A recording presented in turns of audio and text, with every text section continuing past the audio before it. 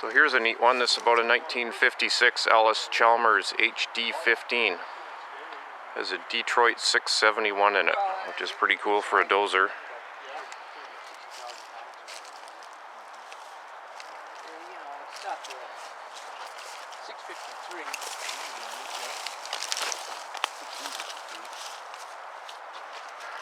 They were really popular engines for a long time there until the Japanese machines took over.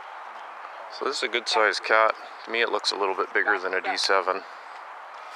The dealer plate says it was sold by a Rondell Equipment.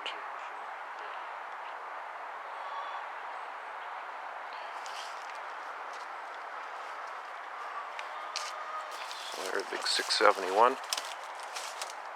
And it's all 12 volt system, so this will start on a normal vehicle battery.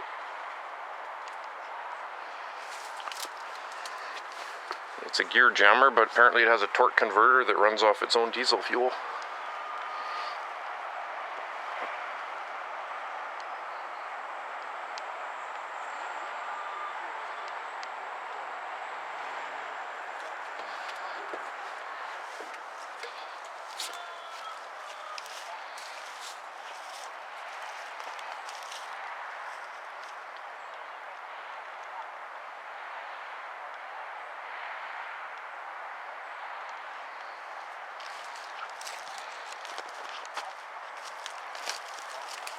It's still all there. It does run.